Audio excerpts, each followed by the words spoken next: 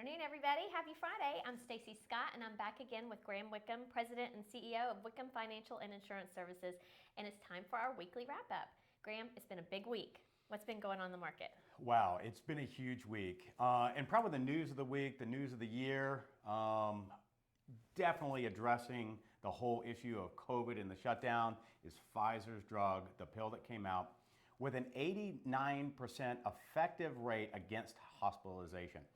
So what a powerful statement of a reopening for the economy, international markets. If a consumer hasn't been out and about, here's the opportunity. So I think that's what's allowing the markets to really rally very strong today. And that's probably setting us up for continued strong market going forward. If we look at some economic numbers that came out, we saw the wage numbers go up about 4.9%, so that's a bit hotter than expected. It's a very sticky number in terms of inflation and our thoughts that maybe it's not going to come down as much as fast as originally thought. We saw really good numbers with unemployment. So we saw the unemployment numbers or the job numbers go up about 531,000, and that's about 4.6% unemployment. Right. To put it in perspective, at the height of the shutdown, so the lows, when the economy shut down, the unemployment rate was 14%.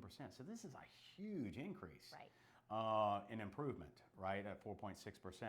Interesting stat, Stacy.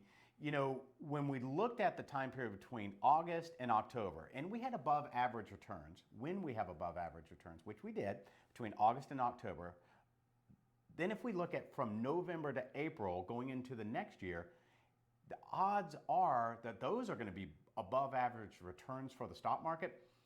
Let's say the S&P index of 75%, and the average return is roughly 4%. So the odds are, it's not a guarantee. You have to expect bumps in the road, you know, market volatility here, but the odds are with 75% probability, we're going to have strong returns going into April of next year with an average return of 4+%. So I think the markets look really good coming to the end of the year. Maybe industrial, cyclicals, small caps, maybe some international focus on Europe might be some strong areas that are underlooked, maybe a little underappreciated right now. So we'll have to see, but that could be the side of the market that gets a little extra love as we rally into the end of the year and to next year. That's great. That's fantastic news to end out this week and start the weekend. Well, thank you, Graham, and thank you for joining us. And as always, please remember to check us out on our social media and our website. We always have interesting content on there for you.